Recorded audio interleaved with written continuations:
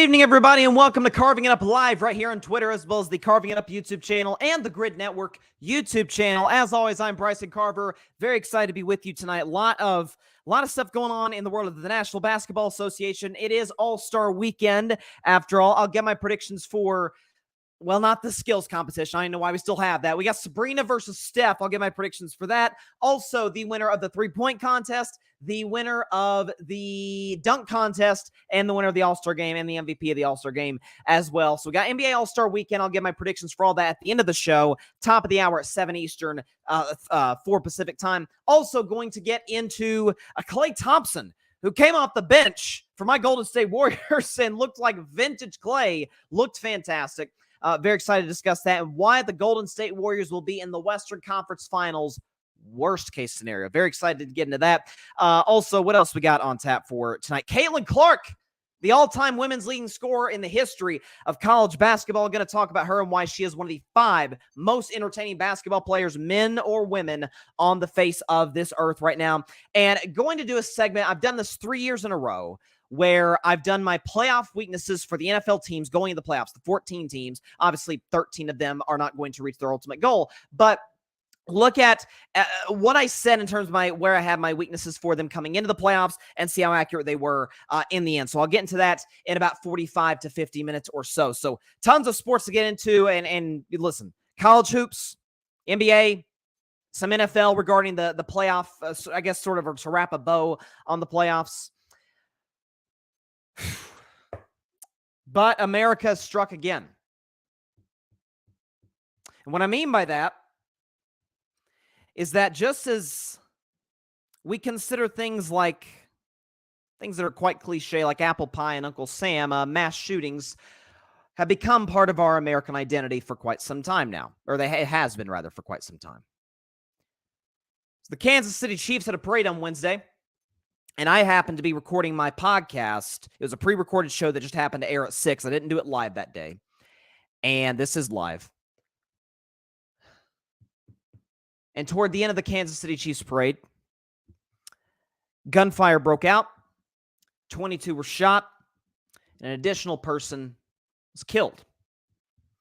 This marks, if my numbers serve me correctly, recently updated, as of Wednesday, 48 mass shootings in the first 45 days, 2024. As a matter of fact, that gun rate is actually down from last year. So it's become our identity. Now, I've spoken on this issue many times in the past. I spoke about Uvalde in May of 2022.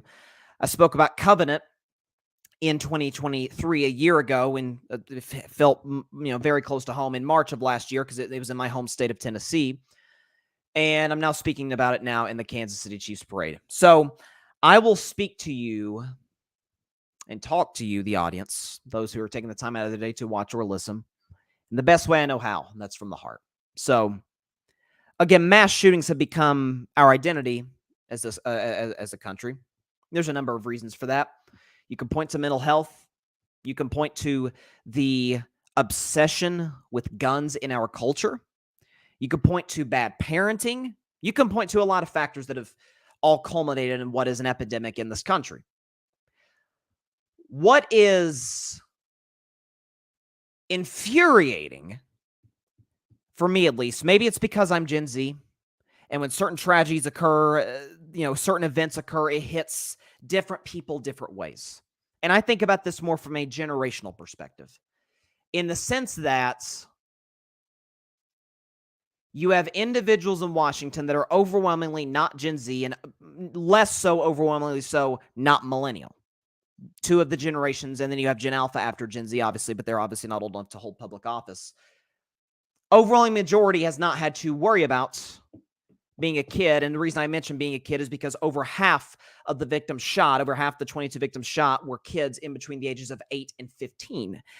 And you have individuals in positions of power who've never had to worry about this problem in their lifetimes, certainly in childhood. Something unthinkable in the sense that kids deal with more from a trauma perspective in regards to gun violence than even the brave men and women who serve this country do. Even our brave troops, some of them. You think about it from the perspective that they have the power in their hands to do something about it. Not only will they not, when the many solutions are so clearly obvious, but it's the disingenuous response that we have become almost as numb to as the shootings themselves. Thoughts and prayers, heartbreaks for Kansas City, or insert any city, because it feels like every city in this country has been impacted by this horrible disease. And then move on, get back to fighting the evil other side and getting your cable news appearances in, and doing absolutely nothing to protect this generation and all generations in general. You now have a group of kids who were not shot, but now don't have a mother.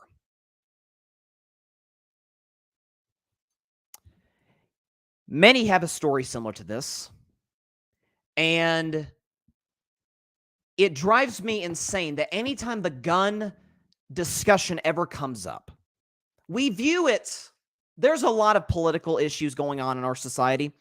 You could think about immigration, think about healthcare, you could think about a lot of different things.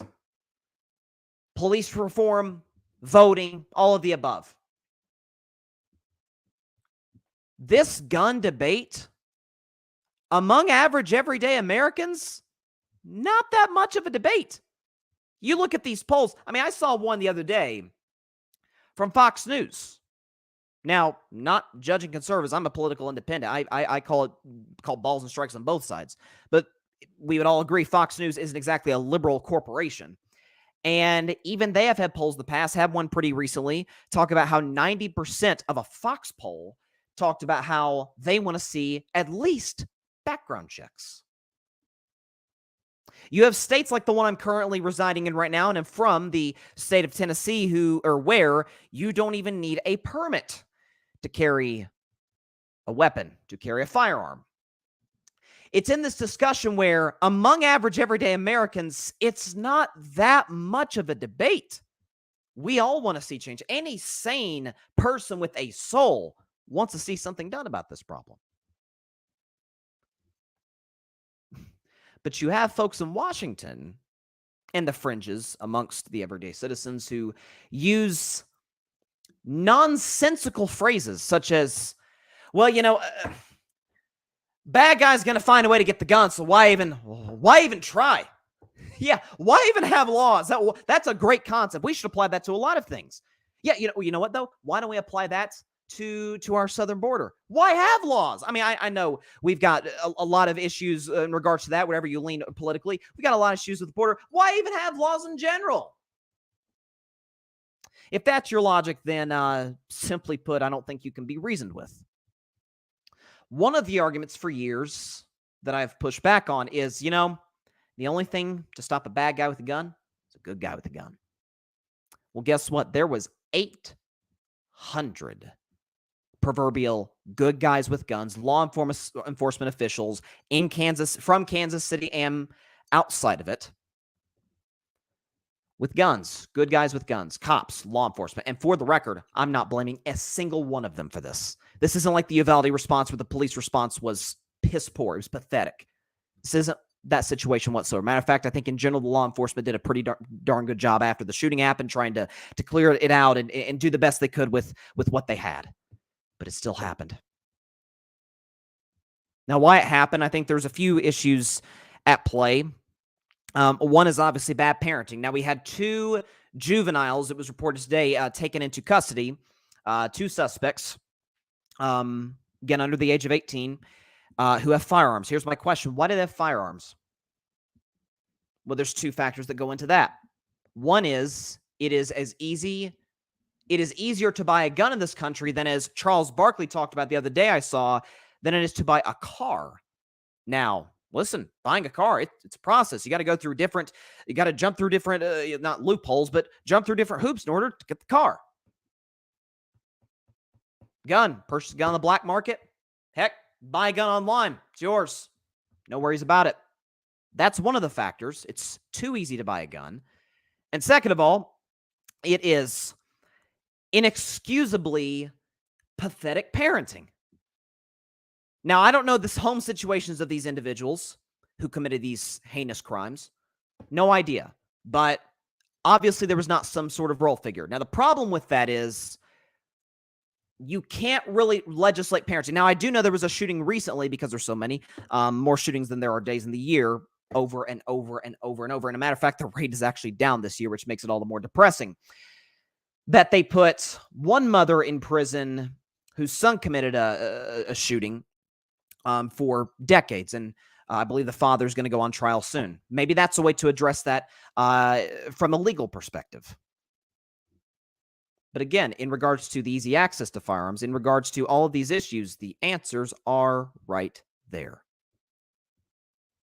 You know, I was thinking about this, how if we had as many people killed this year by food poisoning as we have by guns, if there was an epidemic where people were dropping like flies because of the food that they were consuming at restaurants or buying from grocery stores, that the food was bad for them and it was killing them, my guess is we probably take a step back and say, okay, something's up with the FDA or whatever, and we probably need to go in and fix this situation because a lot of people are dying like crazy from food poisoning. We would address it.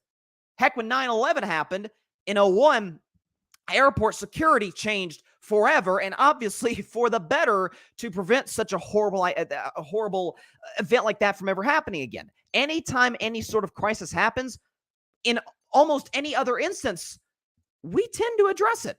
I mean, seatbelts in cars decades ago, all of the above. But with this issue, we all of a sudden become, we, not as in the American people, because in general, we tend to agree on many of the solutions to this problem. We have those in Washington and those in the fringes who all of a sudden become so close-minded and illogical in their arguments, in their cases, that somehow, some way, you should have kids out here with weapons. We have members in Congress who thinks the gun culture is somehow sexy.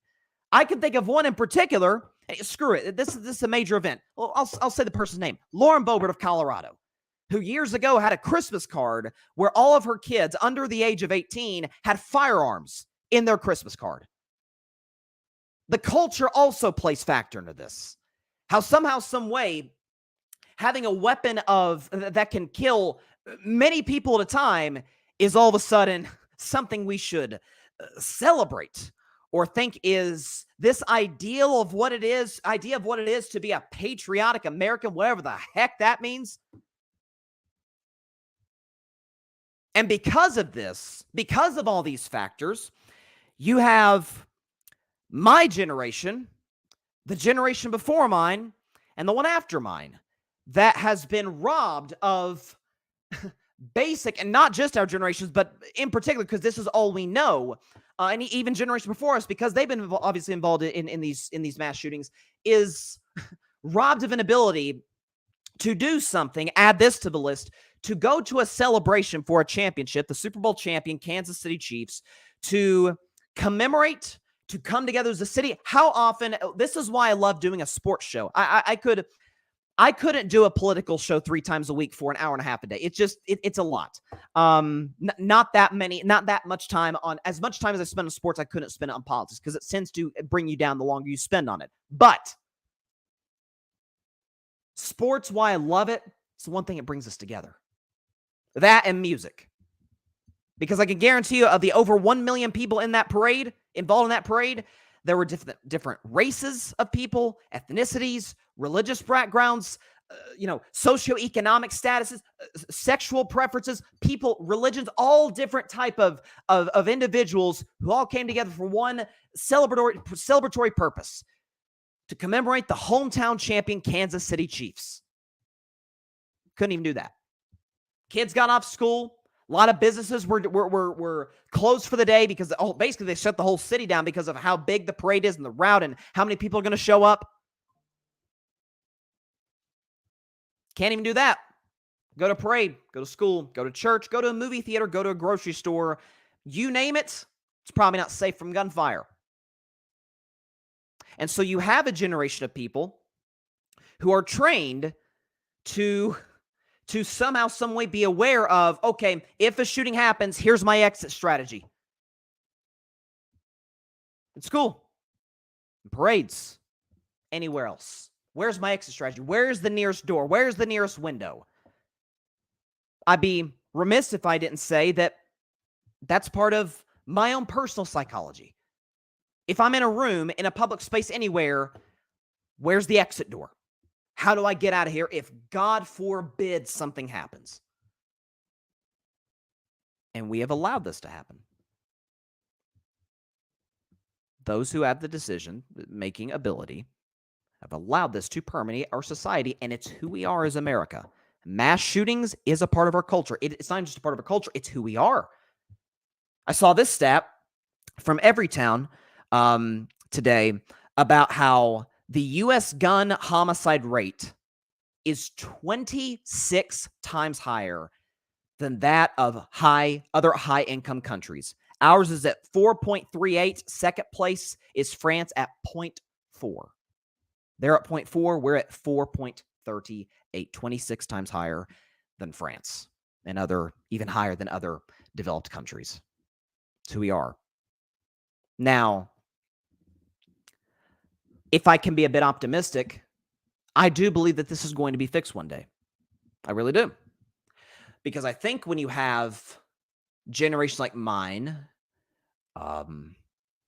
ones before me, ones after me, that are going to one day, in some cases for me personally and for others, this year, going to have the ability to vote, to put people out of a job who obviously don't give to, what's that people getting shot dead in the streets and dead in any public place in America every day, that eventually it's going to be a strength in numbers situation, and we will be able to elect people who do care, who do have the most basic level of human empathy to address this. But why should we have to wait for that? Why should this be something where we have to sit back? Okay, we just got to wait for my generation and others to get older, to have the ability to vote, then address it. More kids are going to die. More adults are going to die. Men, women, children, and these clowns in office, because that's what they are, do nothing. Now, the fact of the matter is we have had other quote-unquote identities as a country, and we have many different ways to describe America. The land of opportunity. However you want to do that. 150 years ago, as recently as that, we were a country that permitted, 160 years ago, we were a country that permitted owning people. It was who we were. Didn't make it right, but that's who we were. Thankfully, due to the work of brave abolitionists, eventually got policy changed, and of course, we don't own anybody here anymore. But it was still part of our identity. This is our identity. It's who we are as America.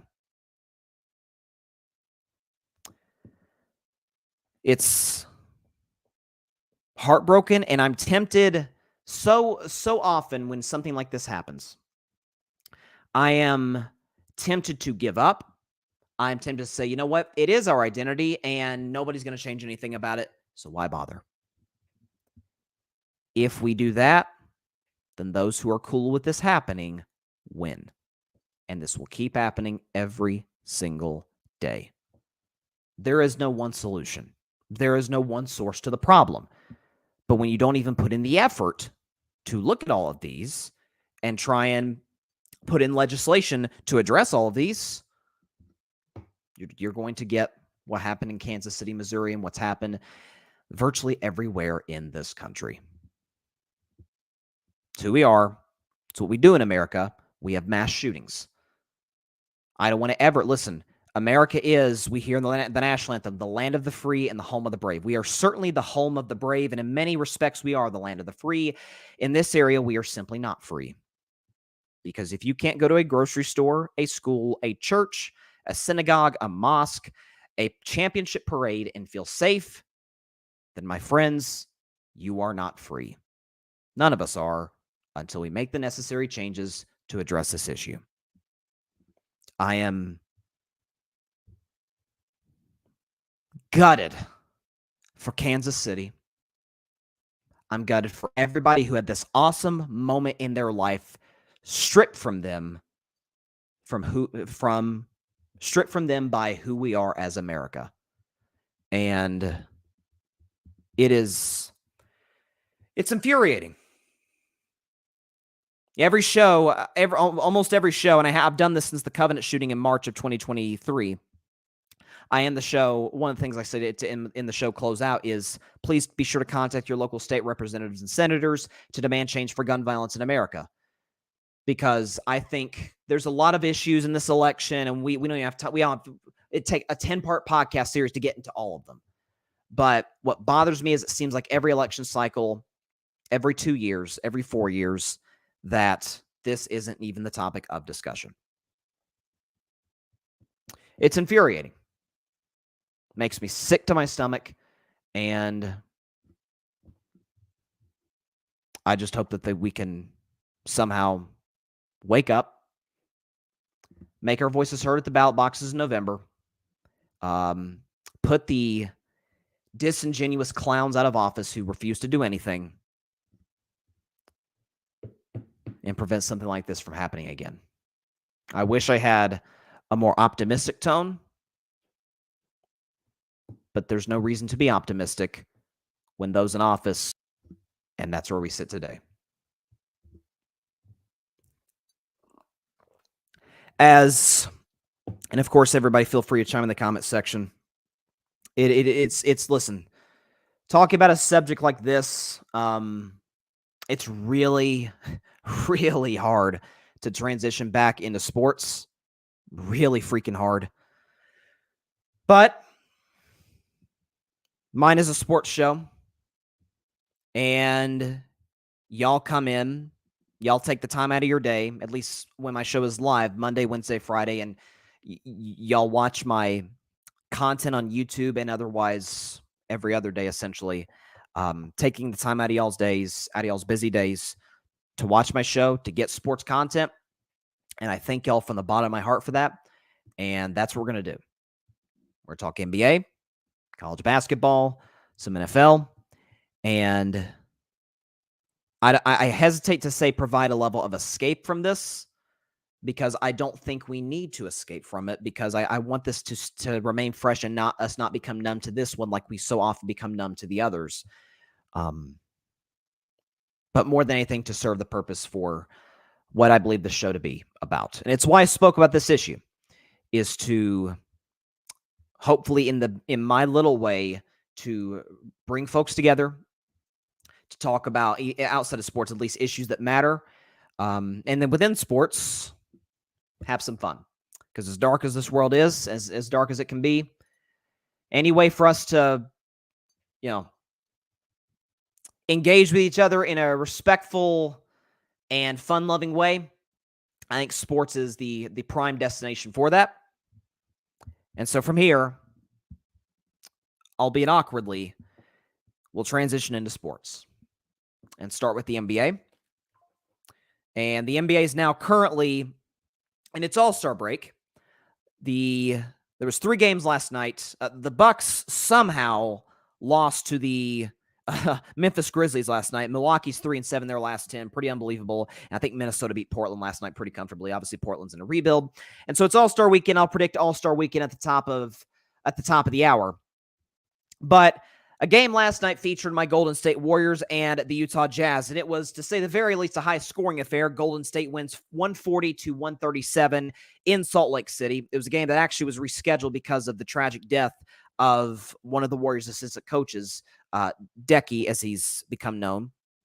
And this game got scheduled to last night, and Golden State won 140-137. And by the way, the Warriors have won 8 of their last 10 games and went from as low as 12th in the standings and moved up to 10th, and right in a dogfight with teams like the Lakers, with the Kings, with the Pelicans, with the Mavericks, who, although Dallas is playing very well right now, and Golden State is in that kind of play-in area. More on the Warriors in general a little later, but the major story for this game was Klay Thompson. Now, Klay, as I have talked about all season long, and it's been depressing for me as a Klay guy, as a Warrior fan, as somebody who watched this dude come into the league. Now, I wasn't a Warriors fan when he came into the league. I became a fan in 2013 after the Warriors' first playoff appearance. But to see this guy go from solid role player to really good to all-star to this guy's a fringe top 10 player, and then the injuries coming back and able to win a championship in 2022, lead the league in three-pointers last year,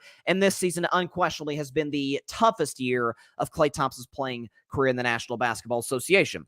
Well, Klay was moved to the bench after, again, by his standards, not a very good season. Klay Thompson this year, if we could pull up his numbers, Klay has averaged 17.3 points per game, 3.5 rebounds, 2 assists, and is only shooting 42% from the field and 37% from three. Now, the 37% from three is pretty good for just about everybody else. For Klay Thompson, though, one of the 5 best shooters ever, we expect better from that, and he's been forcing shots. He seems to be in his own head, in his feelings at times. We know it's a contract year for Klay.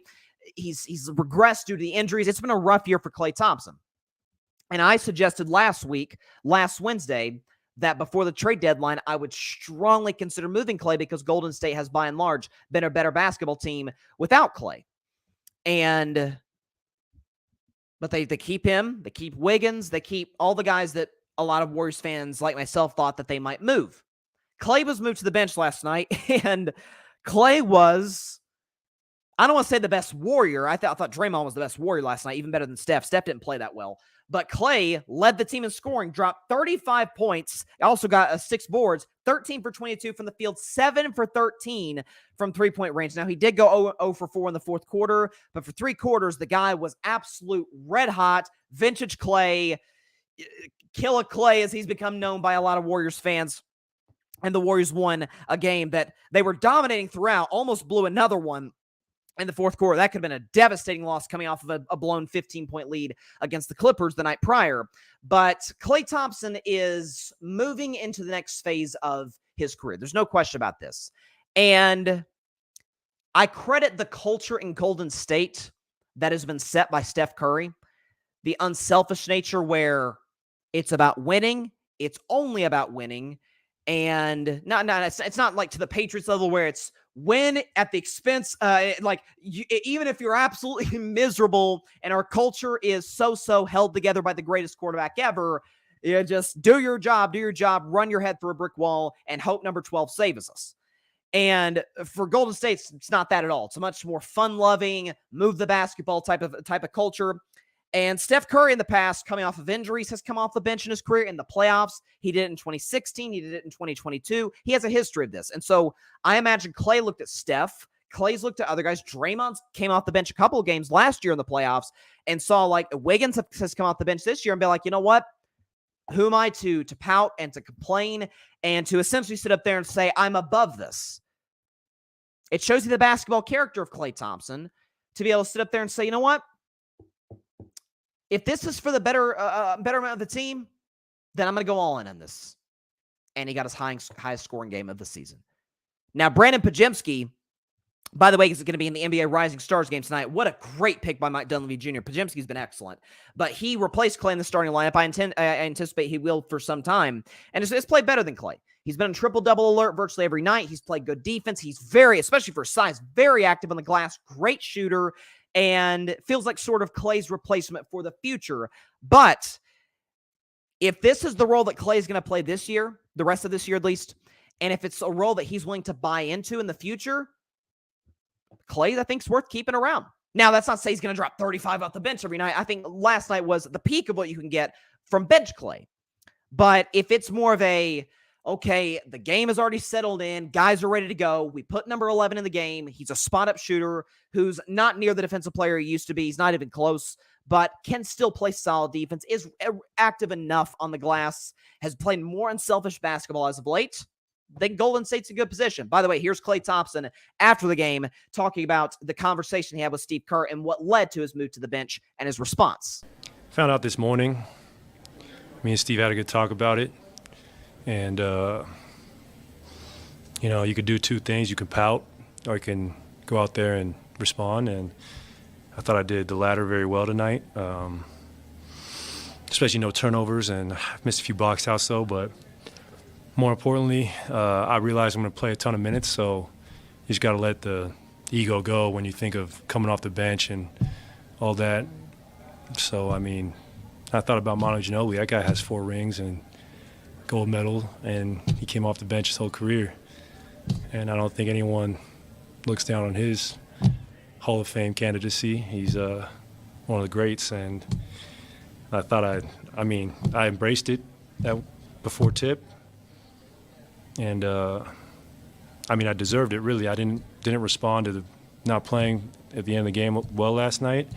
I kind of took it out on the assistant coaches, and I apologized to those guys before the game. And I think that really let my guard down and let me just be myself out there. There you go.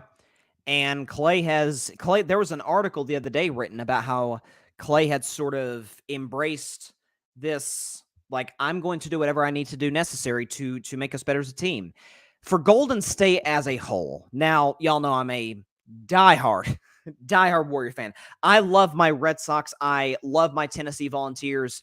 Of course, I became a Steelers fan this July. Love my Steelers, and becoming more accustomed to the Steelers culture and whatnot. I don't know if it's because it's been the same group for so long, you become attached to the guys just as much as you do the franchise, but I don't know, there's like a special, I don't know if sentimental is the right word to use, but like just a special love and fandom that I have for the Golden State Warriors. And I did pick them before the season to win a championship for a number of reasons. Number one, they have the second best basketball player on the face of this earth. His name is Steph Curry. They have one of the 5 best defensive players and jack of all trades in Draymond Green, who, by the way, I heard Draymond Green, as I talked about on Wednesday, the juice is no longer worth the squeeze. He's not the same player. He's not that good. Yeah, Draymond Green dropped 23 points, 5 rebounds, 5 assists, 9 for 14 for the field, 3 for 5 from three-point range, and was excellent last night. By the way, he's averaging 9, 6, and 6, shooting 51% from the field and 42% from three-point range. Nonetheless, Draymond can't play anymore. That's what I heard anyways. But Draymond's still great. I thought the Chris Paul addition as a bench guy would be good. Now, Chris Paul's been hurt, and that is a concern. Chris Paul is up there in age, but I thought the young guys would step up. I did predict Jonathan Kuminga to be the the most improved player of the year. And while that could go to somebody like Kobe White, it could go to Jonathan Kuminga if he continues what he's been doing. He's averaging over 20 a game over the last month, playing great defense. He's fit perfectly. Podziemski's been a godsend. Wiggins has played exceptional over the last couple of weeks. Looks more like the old Andrew Wiggins we saw 2 years ago. And the defense has been demonstrably better. It's been top 10 in the NBA over the last 10 games, in which the Warriors have won 8 of 10. And I maintain that Denver is the team to beat out West. They are absolutely, I know they lost 3 straight going into the break. It's Denver, it's Jokic, Jamal Murray. It's a well-coached group, Michael Malone. They're going to right the ship. It's a great basketball team, excellent roster, great home court. They'll right the ship. And I think when it's all said and done, the Denver Nuggets will end up being the 1 seed. I get right now they're 3 games back of the Timberwolves. For some reason, I feel like Denver's going to get hot, be the 1 seed. Because they got a lot of guys in their prime, care about the regular season, care about the seeding, and have the playoffs, at least in the West, run through the Rocky Mountains. After that, it's a free-for-all. Because if you look at the standings out West, I'm looking at them right now, on the top end, it's young, it's inexperienced, it's really talented, but they've just never done it before. On the back half of the West, it's Kevin Durant, it's Steph, it's LeBron. Guys who have been there, guys who have done that. Now, Sacramento, they're in a weird spot because they're young. De'Aaron Fox, I think, has kind of moved into his prime. Right now, Sacramento's the 8 seed. The last year, they were the 3 seed. We'll see if Sacramento is able to move up the standings as well. Hopefully, my Warriors can catch them in that regard. Maybe even avoid the play-in tournament, which they are 5 games back of the 6 seed. That'll be quite difficult to do, but we'll see. Is that the teams we consider, they're the teams to be out West, put Denver aside. And I think Golden State could beat Denver, but it'll be brutal. It'll be tough. After that, OKC, never been there before. Minnesota, outside of Ant and Mike Conley, albeit an older Mike Conley, I don't trust anybody. I don't trust Cat. I don't trust Rudy Gobert. I don't trust Chris Finch. The roster's good. Don't trust Minnesota whatsoever. They feel like a second-round exit team to me. If you look at the Los Angeles Clippers, come on, man. What are we doing? Kawhi can't stay healthy in the playoffs. Harden is a disaster in the playoffs. And while Westbrook, and to his credit, Westbrook kind of did what Klay did for the betterment of the team. I'm going to come off the bench, and Westbrook's been really good this year. I've been a Russ critic. Russ has been really good this year off the bench. But Russ, his playoff history ain't great. And then you have the Paul George component. Can he stay healthy? So I don't buy the Clippers at all as a serious playoff threat. Phoenix, if they're healthy, maybe, That's the concern, though. Beal's dealt with injuries. KD's dealt with injuries. I don't particularly like their bench. I think they downgraded at head coach. And I think Frank Vogel's way better than he gets credit for, but he's not as good of a coach as Monty Williams is. He's just not. Monty Williams is a culture changer. He just inherited a crap situation in Detroit, okay? That's what he did. New Orleans, don't trust them at all. Zion's health. Dallas, Luka's a monster in the playoffs, but if you notice, everybody gets worse around Luka. It's a weird, like, you've seen Grant Williams, shout out Grant Williams, go Vols. You see what Grant Williams, I know it's in Charlotte, but Grant Williams playing great basketball. He was good in Boston. Jalen Brunson was with Luka. He's been way better with the Knicks. Luka's amazing, top 10 guy, but does he elevate dudes along with him? So there's a concern with the Mavericks. The Lakers, I think, are contenders. I think if LeBron and AD are healthy, they get the contributions from the others. I think the Lakers are a serious threat. Don't care if they're the 9 seed. 8 seed Heat got to the finals last year. 7 seed Lakers got to the conference finals a year ago. You're telling me Golden State with a healthy Steph Curry, Draymond Green, and the requisite pieces, most of them young, can't beat some of these teams? If you say Golden State can't beat Denver, I won't fight you on that. I think Denver's the team to beat out West. But worst case scenario, here to tell you right now, worst case scenario, Golden State's going to be in the Western Conference Finals, assuming health. Because when you have the guy with the playoff resume of Wardell Stephen Curry II, we have the playoff resume of Draymond Green, still playing as good as he's ever played. Steph is still otherworldly. When you have Klay coming off the bench now where it's like, hang on a second, this works. He's not going to average 35 a night off the bench, obviously, but looked comfortable.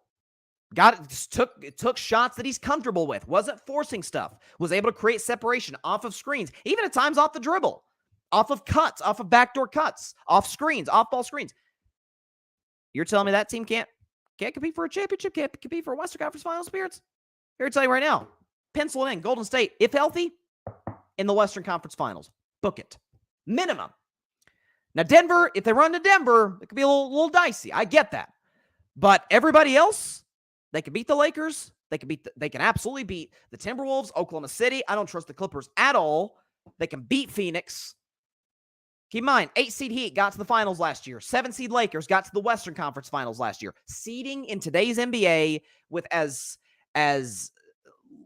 irrelevant as the regular season has become to a certain degree, seeding doesn't mean anything. It doesn't.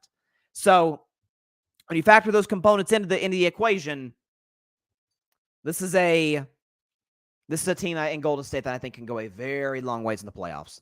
They've been way better defensively. They're deep. They've got the second best player in the world. That, by the way, they got a top 5 coach in the NBA, maybe top 3 coach if we're being honest, along with Spoelstra and I don't know. Spoelstra, I think, is 1. Kerr's probably 2. Pop is not 3. Yeah, Pop's not 3 anymore, guys. We're not. He's not there. You could say Tibbs, maybe. I wouldn't put Tibbs top 3. Ty Lue, I'd probably put at number 3. Those are the top 3 guys in my estimation in the league right now. But Golden State, minimum Western Conference Finals. You can book it. What I saw from Klay Thompson last night, it was a sight for sore eyes for many around the National Basketball Association. It's like, oh boy. Oh crap, I thought that dynasty was over. Oh no, here they come. Here they come. They're gonna do it again. We gotta listen. You ask the Timberwolves who are the 1 seed. You think they'd rather play the Pelicans, who got a better record than Golden State, or the Kings, or Golden State, or the Lakers? You could throw the Lakers in that equation. Again, I maintain now what I said coming into the season. I feel like Denver was the favorite, and Golden State and LA, the Lakers, that is, neck and neck, right there. If you want to put the Lakers, Warriors, one over the other, be my guest.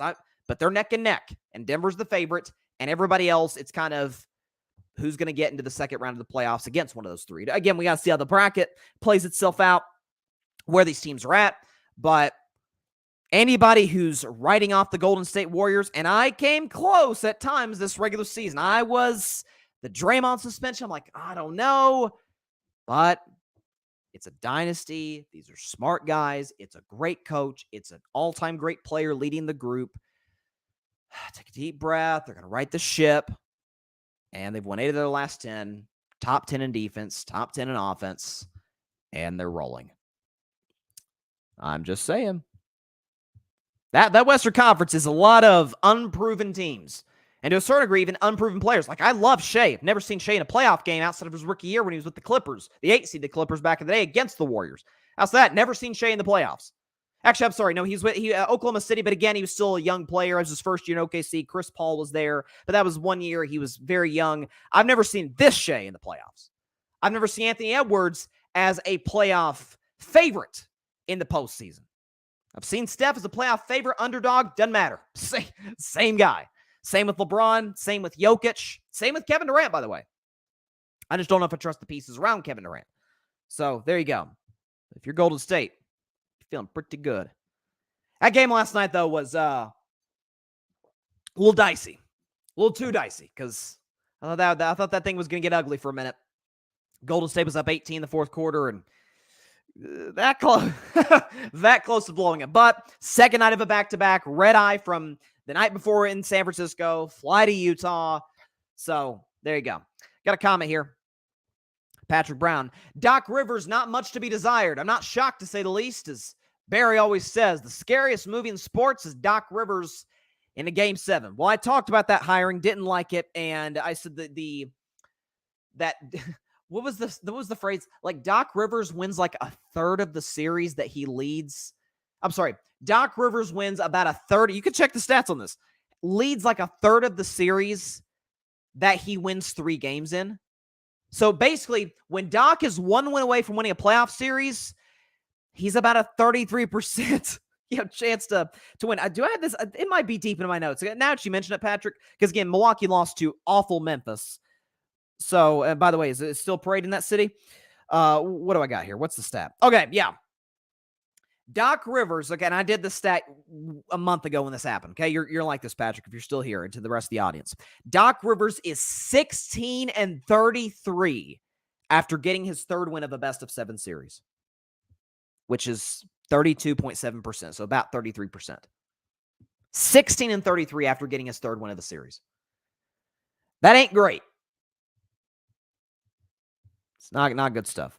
Let's transition to college basketball, in particular women's college basketball, which is absolutely these days a significantly better product than the men's game. They're better shooters, they're better floor spacers, better shot takers, creators, and makers than the men, and it's a better overall product. By the way, there's more scoring, and that's always good. And the face of women's college basketball, the face of college basketball. Arguably the face, you could argue Simone Biles. I'd probably put Simone number 1. But you could argue the face of women's sports right now is Caitlin Clark, who last night became the all-time scoring leader in the history of women's college basketball. And here's the record breaker. Recovered by Gabby Marshall. Here comes Clark. How will she go for history? There it is! The all-time leading scorer in women's college basketball. It's no surprise. Of course, she broke it from the parking lot. Shooting from the parking lot. That's become her brand. That's become who she is and what she's about. And by the way, last night, she was absolutely extraordinary against the Michigan Wolverines. Caitlin Clark in that record-breaking game. The pressure was not too much for her because it never is. Caitlin dropped 49, 13, and 5 on 16 of 31 from the field, 9 for 18 from three-point range. She is simply a box office, and she is sensational in every sense of the word. And she is one of the 5 most entertaining basketball players on planet Earth right now. I don't think it's even debatable. I think there's 5 players. If you had to give me 5 players, men's or women's, take college basketball, take overseas, take NBA, WNBA, take all of them. Give me 5 of the most entertaining players in the league. I've got 5. LeBron, Steph, KD, Wemby, Caitlin Clark. Because Wemby, you saw he had the triple-double, a 10 block tonight. Wemby is just, it's crazy. It's crazy what Wemby can do with the basketball. The Spurs are awful. They're a bad basketball team, but you got to tune in to League Pass or NBA TV, TNT, whatever network they're on, and watch to see what is this 20-year-old French guy who can do everything. What's he going to do tonight? He is box office. Kevin Durant is a 7-footer who moves like a guard and can get any shot that he wants, and is still an elite defensive player. Unbelievable. Most gifted, not the greatest scorer I've ever seen, or even the best, but the most gifted I've ever seen is Kevin Wayne Durant. LeBron James, jack of all trades, and that's disrespectful to be completely honest to LeBron. All-time leading scorer, can get his teammates involved, active on the glass, still a very good defensive player in spurts in year 21. Like LeBron still moves the needle. You got to tune in the Lakers games. What's he going to do tonight? Steph Curry, pretty self-explanatory. The closest comparison to Caitlin Clark that we have in the NBA and in the men's game in general. There's a lot of stuff, the handle, the shooting ability from way outside, and Caitlin Clark. She has brought an audience into women's college basketball. She has done something that I didn't think was possible. We all view the National Football League as the pinnacle. Nobody's touching the NFL in ratings, and that's true. I've always kind of viewed the NBA second. I'm like, the NBA is never going to touch the NFL, but I don't feel like any other league is necessarily, out March Madness aside, going to touch the NBA. Hockey sure isn't. Baseball sure isn't. College football, sure, but I look at the college football in some ways as like minor league NFL. It kind of feels that way. But Caitlin Clark's game, Iowa Hawkeyes, a couple weeks ago, ratings-wise, on a Sunday, beat the Heat Celtics game ratings. Miami Heat, Jimmy Butler. I don't know if Jimmy played in that game. Bam Adebayo, Heat culture. Boston, Tatum, Brown, Porzingis, Drew Holiday. Great history. Iowa beat that game in terms of ratings. Because we got to tune in to see, as great as Boston and Miami are, we got to see Caitlin Clark. What's she going to do tonight? Caitlin, by the way, this year, no surprise whatsoever, her stats are absolutely off the chart. She's averaging 32 a game with about 7 rebounds, 8.5 assists. She's shooting 47.5% from the field, and almost just a 0.1% away, shooting 39.9% from three. And keep in mind, she's doing this while shooting at moonballs. And this was Caitlin Clark, by the way, after the game, talking about her record breaker. Yeah, I mean, I don't know if you can really script it any better, and I thought we played really well tonight, and that our defense could have been a little better, but just to do it in this fashion, I'm very grateful. I'm very thankful to be surrounded by so many people that have kind of been my foundation and everything that I've done since I was a young little girl, and I started crying when watching that video just because I'm just filled with so much gratitude and love, and the way these fans support women's basketball is so special, and yeah, I mean, you all knew I was going to shoot a logo 3 for the record. Come on now. Love the confidence. That's what she plays, with the bravado. She plays with a flair, and she plays within the construct of basketball that we've become used to within the last decade, really since Steph changed the game. She has taken advantage of that with her hard work, with her God-given ability, and she's absolutely fantastic. And I think that she is going to be, for women's basketball, what, you could say Serena was for women's tennis, what Simone Biles has been for gymnastics. She is going to bring a different audience in to, by the way, what the United States women's team has been for women's soccer. I think when she comes the WNBA next year, and I believe the Indiana Fever had the first pick in the draft, so it appears she's going to stay kind of middle of the country, Big Ten sort of area. She's going to go there. She's going to team up with Leah Boston, who played, by the way, with South Carolina, had a really good rookie season. She's going to team up with her, and she is going to be the face of the NBA almost instantly. I think it was at Cheryl. I hope I'm not misquoting. I think it was Cheryl Swoops, who I heard talking to podcasts like, hey, it's going to be an adjustment. Like, let's not. I get that. But this style of basketball translates to any era. It translates to any league. She's brought in a new audience to women's college basketball that probably wasn't there originally. And I don't know if I was going to win it all. LSU is still good. South Carolina is still awesome. And there's a lot of other great basketball teams out there this year. Women's basketball games this year. March Madness is going to be insane. And I'm pretty sure Caitlin Clark is going to absolutely dominate it, because that's who she is. And she is absolutely one of the 5 most entertaining basketball players, men's, women's, college, pro, overseas, in the world right now. She's a showstopper. You got to see her live, in person. Yeah, I mean, these road arenas are sold out. We don't see that unless it's like the old Tennessee Go Vols. Rest in peace, Pat Summit. Shout out to her. God rest her soul. Unless it was those old Tennessee teams or those old UConn teams. Those were teams, though. Those were superstar coaches. Those were players that went on to the WNBA and having great success. This is one player. Iowa's not viewed as a women's college basketball powerhouse the way that Tennessee was, the way UConn kind of still is, the way Stanford's been, South Carolina's been, LSU is kind of becoming. She's done that. So shout out to her. Well-deserved. One of the 5 most entertaining basketball players on planet Earth right now, and in short order will be the face of the WNBA. And I think, give it a couple of years, the best player in the WNBA. Couple of years. She's not going to be the best player rookie year. You still got, obviously, Asia Wilson, Brianna Stewart, Sabrina Ionescu. I mean, we'll talk about it a little later. She's competing with Steph Curry. There's some great players in the WNBA. She is unbelievable. Shout out to Caitlin Clark. Another outstanding accomplishment and many more to come. By the way, she was wearing Kobe's when she broke the record. I believe she wears Kobe's every game, but it's fitting. Very fitting.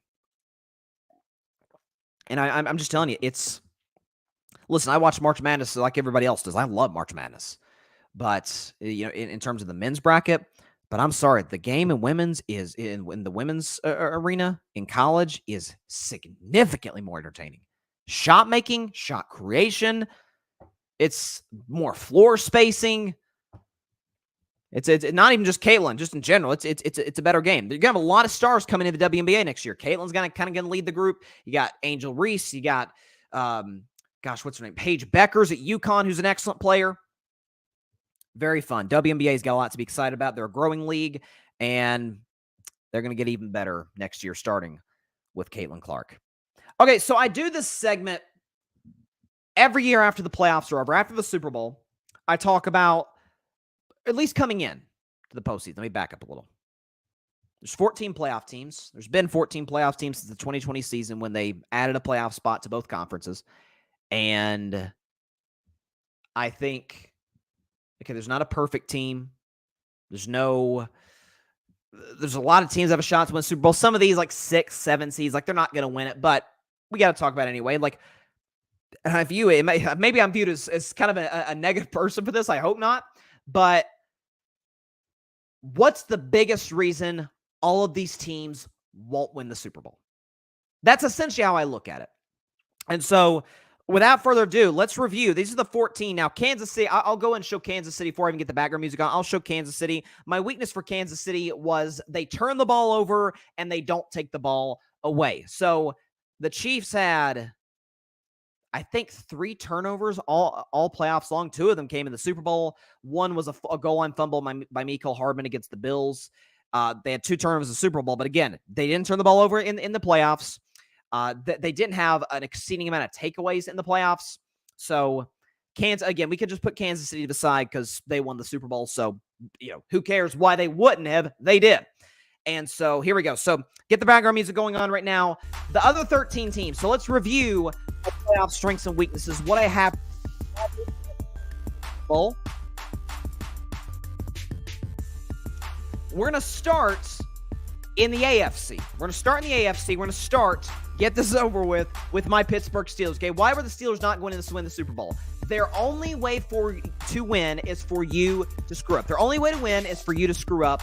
So, I would call that correct. I'm going to kind of keep telling this. Okay, how right on this? I can say no points, a half point, 1 point. I'm going to give myself the full point here because for part of the reason I picked my Steelers to upset Buffalo 17 versus 2 seed was because Buffalo, Josh Allen, as talented as he is, as awesome as he is from a physical perspective, is capable and is due and is prone to these WTF plays. I say about Josh Allen, he's going to make the "Are you insane?" play, like, oh my gosh, watch what he just did, and the "Are you insane? What are you doing?" And I thought my Steelers, even that TJ Watt, might make a play or two, a fumble, an interception, and that's just not what happened. A lot of it, too, was limitations of the quarterback position. You can't expect to go very far in the playoffs when the 3 quarterbacks you use all season long is Kenny Pickett, Mason Rudolph, and even worse, Mitch Trubisky, who is mercifully not a Pittsburgh Steeler anymore. But him, Rudolph, is probably going to leave in free agency. And so there's limitations at the quarterback position, but I feel like the talent is there, especially on the defensive side of the ball, even offensively. Pickens, Najee Harris, Warren, the whole bit. But I just didn't. They kind of have to mess up for Pittsburgh to win. The other side has to, and that's how the Steelers won a lot of games this year. Buffalo didn't mess up. Didn't turn the ball over one time. Didn't really even put the ball in harm's way. So I would give myself the full point there for the Steelers. So for Miami, what was my biggest weakness for Miami coming in?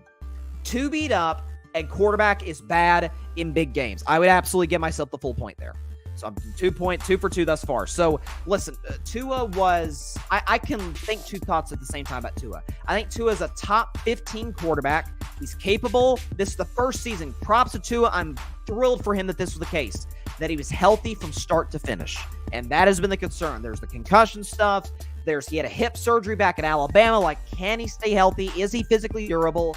And the answer this year, thankfully, and it's probably going to make him a lot of money, is yes. So that's great for Tua. That said, he's horrible in big games. He has a losing record in games of temperatures below 70 degrees. In this game against Kansas City, the fourth coldest game in NFL history, Tua Tagovailoa, 199 yards passing, had a touchdown, a pick, and a passer rating of 63.9, below average, and a QBR 0 to 100 of 15. He was bad. And the two is, listen, in his defense, Kansas City's defense did this to a lot of quarterbacks. They did it to Lamar. In stretches, they did it to Josh Allen. They do it to Brock Purdy in the playoffs. So that matters. But even the week before against Buffalo, who had a kind of a beat-up defense, he didn't play very well at all. So in big games, in playoff-like games, Tua tends to really struggle, so I give myself the full point for the Miami Dolphins. For the Cleveland Browns, what was their biggest weakness? January Joe is a turnover machine. I should almost give myself 2 points. I won't do that. I'm not going to cheat the rules, but I'm going to give myself a full point for Cleveland because everybody's like, January Joe Flacco. And that's a real thing, by the way. Joe Flacco has an excellent playoff history and resume. He's got a Super Bowl MVP. He's been in multiple AFC championship games. Like, this guy's been really good in the playoffs in the past. But that was the Baltimore Joe Flacco. The Cleveland Joe Flacco, age 39, that's a bit of a different story. He led the league in picks when he signed with the Cleveland Browns. At the time that he signed with the Browns to the end of the regular season, he led the league in interceptions and had not one, but 2 pick sixes against the Houston Texans. So absolutely brutal breaks. Back-to-back drives, by the way. Houston was up 24-14, punted the ball back to Cleveland midway through the third quarter. Cleveland had a shot. They're down 10. They got a shot.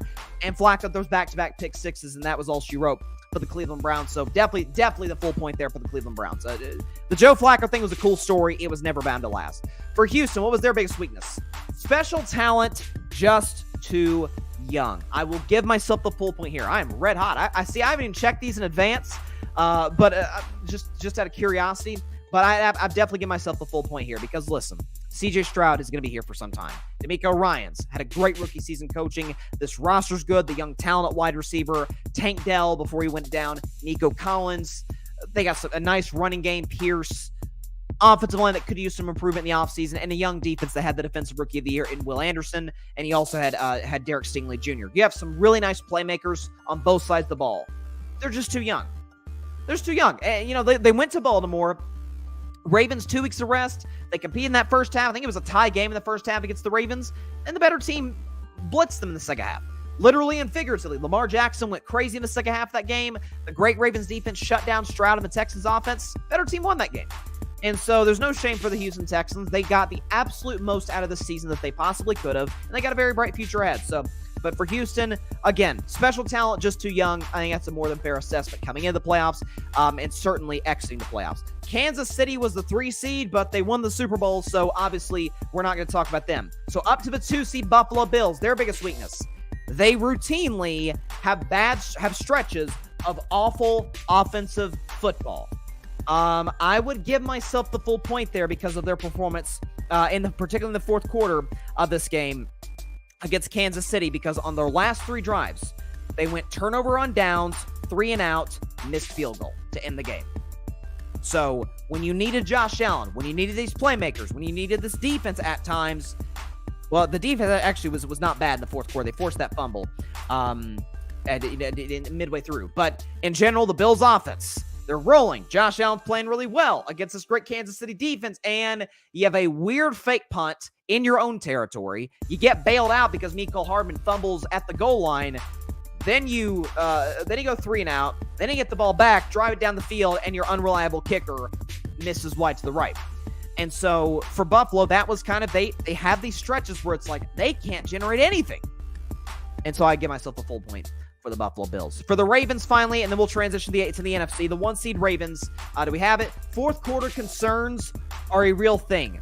I'll give myself a half point here because the fourth quarter was not good for Baltimore against the Kansas City Chiefs.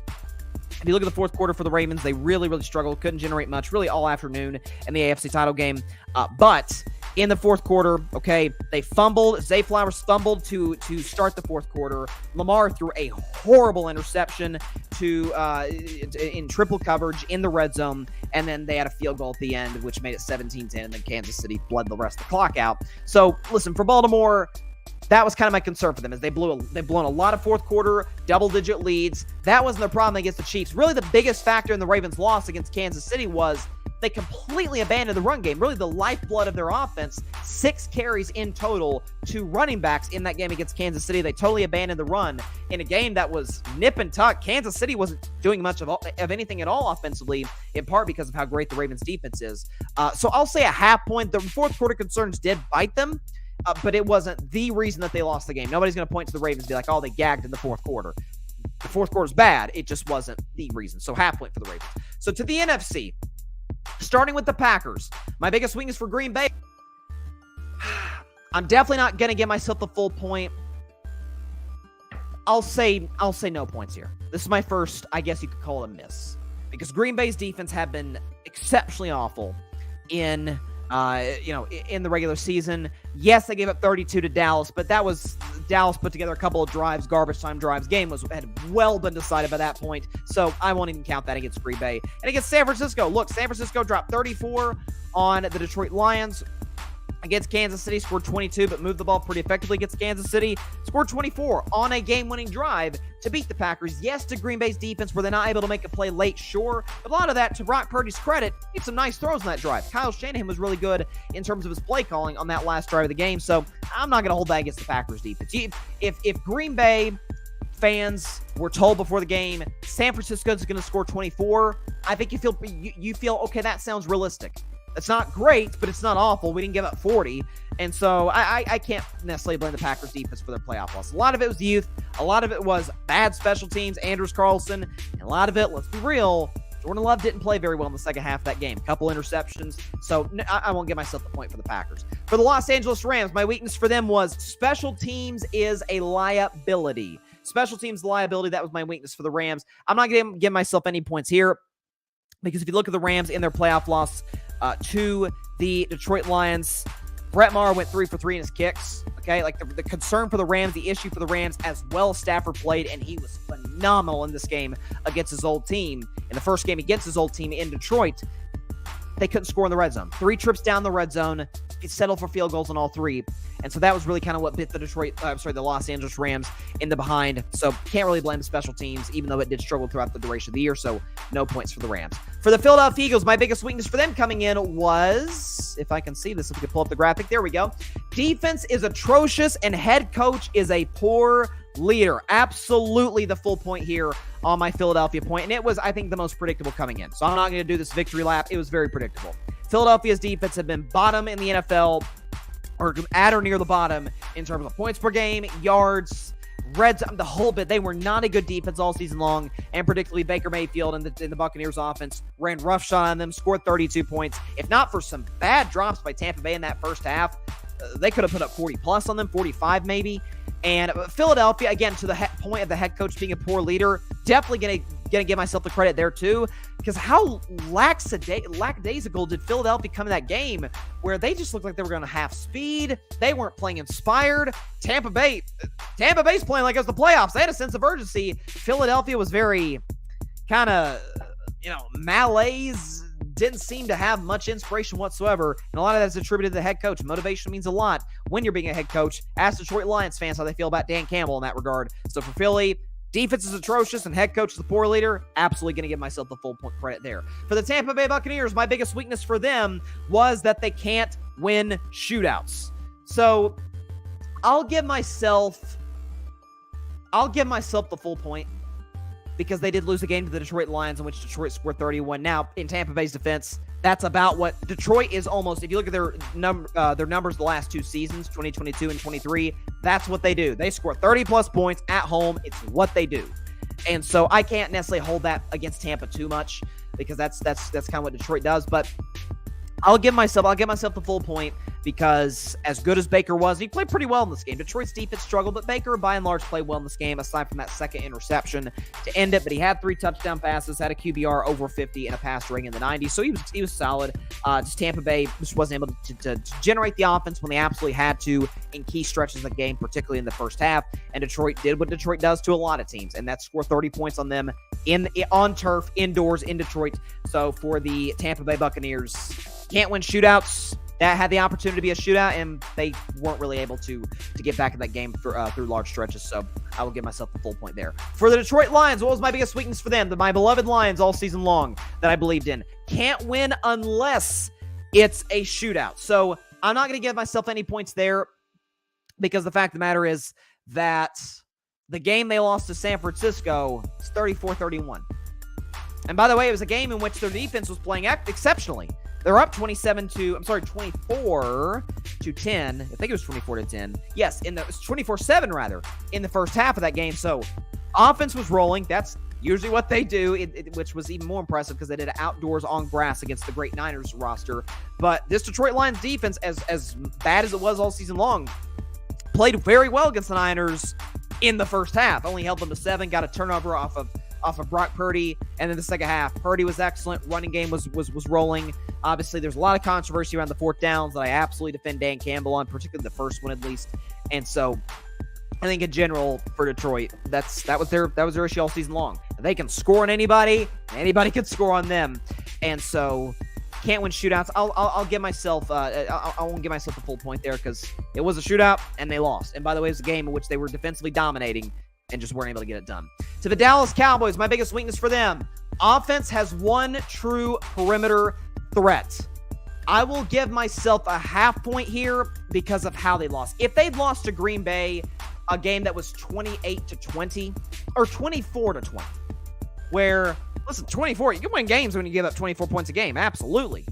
But I'll give myself the half point because CeeDee Lamb is the only true perimeter threat for Dak Prescott. Jake Ferguson's fine. I like him. I don't love him.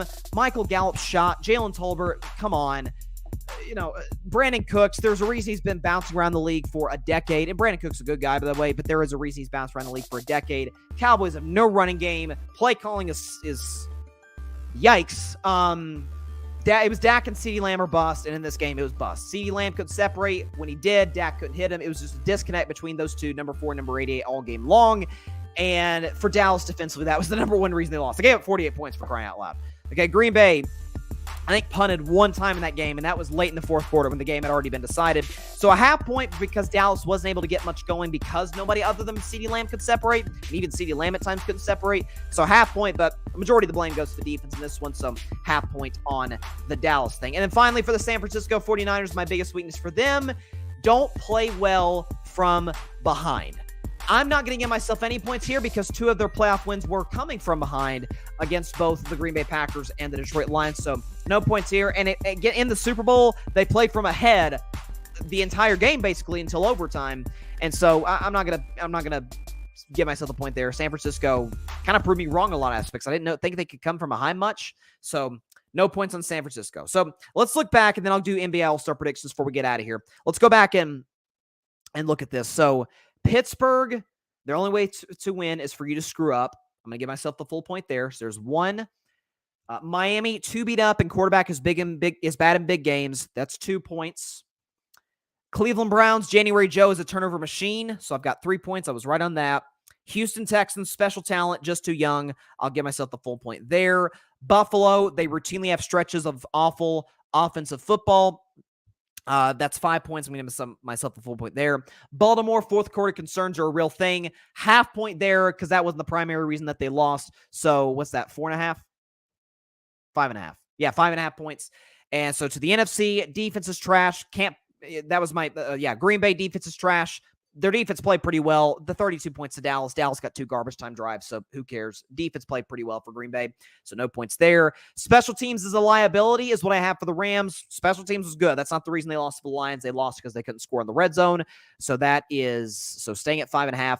Philadelphia, defense is atrocious, and head coach is a poor leader. Absolutely full point there, so that's 6.5. Tampa Bay can't win shootouts. I'll give myself full credit there, 7.5. Detroit can't win unless it's a shootout. No points there. Listen, they were in a shootout with San Francisco and lost in a game that they kind of blew. So going to stay right there at 7.5. Dallas offense is one true perimeter threat. I'll give myself a half point there because for Dallas, the defense was the primary source of their defeat. And for San Francisco, don't play well from behind. 0 points there because they won 2 games playing from behind. So that's 8 points of a possible 13. That's not bad. I've had higher. I think I went 9 for 13 last year. So 8 for 13, not bad. So there you go. So the only ones I was like 100% wrong on, or didn't get the full credit on, were I think it was all in the NFC. It was Packers, Rams, Detroit, San Francisco. So 4 games, 4 teams I got 0 points on. So there you go. Okay. That was fun. It's sad, man. It's the bitter. That's why I would say Super Bowl is bittersweet. Playoffs are over. It's tough. So there you go. All right. Before we get out of here, it is NBA All-Star Weekend, and there's a number of major events. First of all, to me, absolutely the most intriguing event of this weekend is the shootout, 3-point shooting contest between the great Sabrina Ionescu and the shooter himself, Steph Curry. Sabrina Ionescu plays for the New York Liberty of the WNBA. Steph Curry plays for the Golden State Warriors of the NBA. I think it is now Sabrina obviously broke the all-time 3-point contest record last year in the WNBA 3-point shooting contest. Steph he holds basically every 3-point record known to man. He's the greatest shooter ever. There's no debate about that. And that's why I'm going with Steph. I think Sabrina is going to make it close. If Sabrina wins, I won't be in the slightest bit shocked. We saw how hot she got last summer in the 3-point contest. But listen, when it comes to shooting competitions, I'm not betting against the greatest that ever did it. Stephen A. Smith said it best. The greatest shooter God ever created. Could not agree more. So I'm going to roll with Steph, but I do think Sabrina makes it interesting. I don't know who's going first. I don't know if it's just going to be a traditional 3-point contest where you get five racks, both corners, both wings, and then straight on. And then, by the way, they've added this Mountain Dew ball from the left, deep on the left wing and deep on the right wing. That'll give you a full 3 points, but it's from much deeper.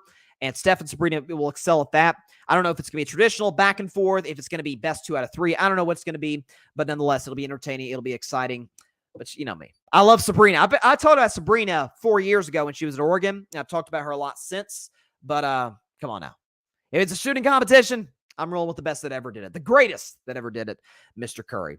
As far as the 3-point contest, there's a lot of great contestants. I know Damian Lillard's going to participate. Karl Anthony Towns, who has won the contest in the past.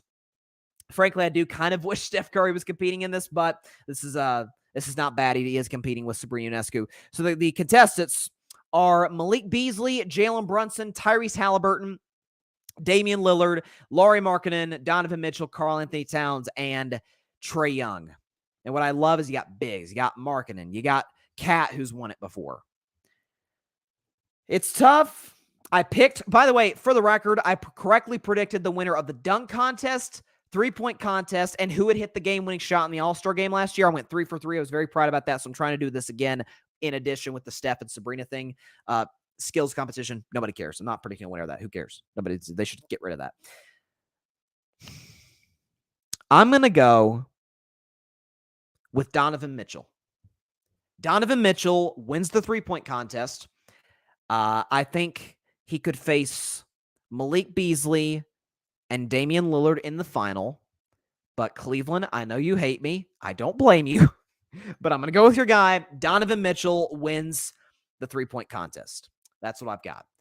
As for the dunk contest, which was kind of dying around the NBA up until last year when a kid who I remember playing in high school by the name of Mac McClung was participating. And he won last year, put on a show, and he is back this year. He's a G Leaguer, by the way. Plays for the Orlando Magic's G League team. So Matt McClung's going to participate. He's going to be joined by Jacob Toppin, who's Obi Toppin's little brother, plays for the Knicks, Jaylen Brown, and Jaime Jaquez from the Miami Heat. Jaime Jaquez was a bucket at UCLA. They could really use him this year. So these are all great contestants. I don't know about Jaquez being in this. I don't necessarily view him as a guy that I would view winning the dunk contest. If John Morant was healthy, knock on wood, prayers for a speedy recovery for him. I think Ja would be great in this. I think Shaedon Sharpe of the Blazers would excel in this. I don't know much about Jacob Toppin. Jaylen Brown, we know he can drop the hammer. I think Mac McClung goes back-to-back. I'm going to go Mac McClung wins the the dunk contest. Mac McClung wins the dunk contest. He goes back-to-back. G Leaguer. It became viral in high school for what he was able to do. And so I'll go Mac McClung goes back-to-back. He will beat Jaylen Brown in the final. And so Donovan Mitchell wins the three-point contest. Steph wins his three-point shootout with Sabrina Ionescu. Mac McClung wins the dunk contest. As for the All-Star game, it's gone back to the traditional format, East versus West. And so you're going to have, obviously for the West, you have LeBron, you have KD, you're going to have SGA and Luka. A lot of great players for both squads. And obviously, and Steph Curry, of course. Steph isn't starting, but obviously Steph is going to be a part of it. I see my man John Rivera. He says Steph is going to lose. Listen, he may. Sabrina is a shooting specialist, so and can do a lot of other things. She was a triple-double machine at Oregon. So, listen, if he does lose, I won't be shocked. But listen, if we're talking, that would be like in a tech building competition 20 years ago, not betting against Bill Gates. Or not betting against Steve Jobs. Bill Gates is excellent, but Steve Jobs was a visionary if there ever was one, especially as it pertains to the iPhone and devices of that magnitude and measure. Yeah, so if it's a shooting contest, I'm going to roll with the best that ever did it, with respect to Sabrina, but I think she's got a shot. For the game, though, East, West, I'm going to go West. Western Conference wins. And we're going to go a double dip for this individual on this weekend. Steph Curry hits the walk-off shot because we know the new rules in overtime, or not overtime, in the fourth quarter of the NBA All-Star Game, where in the fourth quarter, let's say the score is 100, Western Conference is up 150 to 145 on the East. Let's just do that. The first one to get to... I'm doing a poor job of explaining this. Okay, let's just say both teams are tied. Or not both teams are tied. West is up by a point on the East. They added 24 points. The NBA did this to honor Kobe Bryant in 2020. What they do is they add 24 to whatever the leader of the game has. So let's say 150 points. So 150 plus 24 is 174. Whoever hits that point threshold wins the game, which I love. It adds level of intensity. There's no clock. TNT has no commercial breaks. Like, it's great. It's like straight up pick-up basketball. I think it's a great rule for the All-Star game. And so I say Steph Curry hits the walk-off shot. And who wins MVP? Who wins MVP of the All-Star game? So if the West wins, Jokic isn't really an all-star game type of player, even though I think he's the best player in the league. I think LeBron will kind of pace himself and then go off in the fourth quarter. KD's a candidate. It's KD's first all-star game in 5 years. First all-star game he's played in 5 years. Devin Booker. See, I'm going to go either between KD, Book, or Steph. This is hard. I think Steph hits the walk-off. But Dame hit the walk-off last year, didn't win MVP. Jason Tatum won MVP. They should play the Jeopardy music right now over me. I'm going to go D-Book wins All-Star Game MVP. Booker win. Okay, so let's recap All-Star Weekend, okay? Here's what's going to happen on All-Star Weekend. You heard it here first on Carving Up Live on a Friday, day before All-Star Saturday night, okay? Steph Curry's going to beat Sabrina Ionescu in their three-point contest. For the actual three-point contest that the NBA has, Donovan Mitchell's going to win it. In the dunk contest, Mac McClung's going to go back-to-back, defend his title, and I think he beats Jaylen Brown in the final. In the All-Star game, the Western Conference wins, Steph Curry hits the walk-off shot, and Devin Booker wins MVP. Because Devin Booker is a bucket. He can get any shot he wants anywhere on the floor. He's the closest thing in the modern game we have to Kobe Bryant. There you go. That's what I got. That'll be a fun All-Star weekend. See, my guy Tim. from the Boston Sports Summit. Check out his show, by the way, on the Grid Network every Wednesday night at 7 Eastern. Steph Curry MVP. What a hot take from a Warrior fan, LOL. And then he walks it back. Oh, sorry, Steph hits the walk-off. Haha. Yeah, see, I'm objective. I recognize Steph is the all-time greatest shooter ever. I believe he's the second best player in the world to Jokic. But D-Book, yeah, whatever shot he wants. So that's what I got. Of course, if a Warrior's in the All-Star game, I'm going to pull for the Western Conference, of course. So there you go. And I do think, though, Tim, your guy Jaylen Brown does make the it comes down to him and Matt McClung for the dunk contest, like back and forth. I got Matt McClung winning because the dude is a showstopper in regards to the dunk contest. It has been since he was in high school. No doubt about it. Okay. So, listen, man, it was a heavy first 25 minutes to start the show. And I hope and I pray that we don't get, and then, they'll end the show. I hope and I pray that we don't get numb to this, because it feels like, as a matter of fact, I don't think the people have gotten numb to it. I think those in power not only have gotten numb to it, but it doesn't bother them that this is happening. Otherwise, we would have had some form of legislative action. My prayers are with those in Kansas City, to all those affected, to the family of the woman who lost her life. It is absolutely gut-wrenching. It's frustrating. There's a lot of nuance that's in this discussion, while simultaneously a lot of simplicity in the fixes. And there's certainly simplicity on what we agree on what the fixes are. If you look at any poll around the country in regards to fixing gun violence, background checks, you start from there and work your way. We tend to agree far more than we disagree on the solutions for this issue.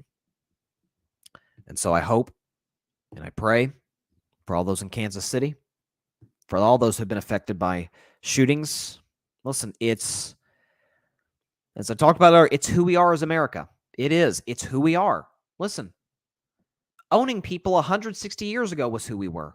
Didn't make it right, and thank God, due to the hard work of incredible men and women, we were able to disband it. This country was able to get rid of slavery. And it's 100 years later, shouldn't have taken this long, but eventually get rid of Jim Crow laws and other things. You can use plenty of other examples in American history for a lot of different subjects.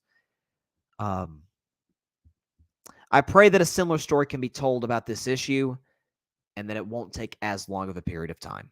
It's going to take a lot of hard work. It's going to take all of us using our voice in the ballot box. It's going to take all of us using our voice in terms of, we have the ability, as I say at the end of every show, to connect with those, to contact those who have the power in their hands to do something about this. And if they don't do something about this, we have the opportunity to vote them out of office. For those who hopefully will try and address this issue. Because the one thing we can all agree on, and that's objectively true, is that it is an epidemic in this country, has been for a very long time, and the innocence of childhood is being stripped away from a lot of generations, to a certain degree, my own generation included, and it's unacceptable. There's no two ways about it. And so hopefully, through the other topics on the show, the show was able to provide some level of, I don't want to use the word escape. The only reason I say that is because I want this to stay fresh. I want us to remember this and other shootings, and be able to use our voices to make change. But hopefully, for the other topics on the show, it was able to be a sense of fun, of laughter, of coming together to talk about sports. And that's what that's really the basis of this show. Although I do talk about issues that I believe are crucially important to all of us. And hopefully we're able to do that for you today.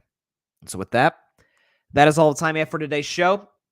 As always, I appreciate genuinely everybody stopping by, taking the time out of their day to watch this show. Be sure to catch Carving It Up Live on Monday at 6 p.m. Eastern, 3 p.m. Pacific time right here on Twitter, as well as the Carving It Up YouTube channel and the Grid Network YouTube channel. And of course, be sure to like, share, comment, and please take a couple seconds out of your day. Hit that big red subscribe button.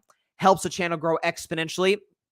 Have the subscriber count go up a little bit in the last few days. A lot of Chiefs fans appreciated, I guess, my Mahomes take the other day. So shout out Chiefs Kingdom. And y'all are going through a lot right now. And we are certainly with you. We are all with you. And we'll do whatever we can to try and stop something what happened the other day from ever happening again to you or to anybody. And also, last thing, just as importantly, be sure to go subscribe. Just as importantly, subscribe to my show. Be sure to go subscribe to the Grid Network. That is GRYD, the Grid Podcast Network, right here on YouTube, as well as any and everywhere you get your favorite podcasts, be it Apple Podcasts, Spotify, iHeartRadio, Google Podcasts, any and everywhere that you get your favorite podcasts. We have some fantastic content creators on this network. We got some great talent in terms of writing. Patrick Brown, who commented earlier on this show, shout out to Patrick, writes some great stuff, some great articles for the Grid Network's website. Check that out. Link is in all Grid Network social media bios. Be sure to check all that stuff out. And it's going to be a fun weekend of NBA All-Star action. I'm very excited. Listen, I went perfect on my picks last year. I said Dame would win three-point contest. Dame would hit the walk-off shot to win the game. I never predicted an MVP. And that, Matt McClung will win the dunk contest. So there you go. All right. I'll see you next Monday. Please stay safe out there. Please be sure to take care of your physical as well as your mental health. And as I talked about in detail today, and I say at the end of every show, please be sure to contact your local state representatives and senators to demand change for gun violence here in America. I could talk about this for a long time. It is unacceptable. And there's some good people in this country who, like all of us, who are looking for a solution and looking for people who will entertain the idea of such solutions. And there are many. There's no one fix to stop this problem. There is no anybody that tells you there's one thing. You do one thing, it's going to change it. They're lying to you. There's a lot of facets. There's a lot of nuance. There's a lot of areas that need to be addressed. Let's put in people who will do it. So with that, I'll see y'all on Monday. Hopefully at least to start the show and to conclude a lighter mood. NBA All-Star action. Maybe have some NFL. I know there's a lot of quarterback talk revolving my Steelers, Justin Fields stuff. So talk about that potentially. So I'll see y'all then. Please stay safe out there. God bless y'all. Peace out. Thanks so much for watching the show on YouTube, and be sure to go click that big red subscribe button and check out the other clips and full shows from Carving It Up Live, as well as our other incredible content creators here on the Grid Network.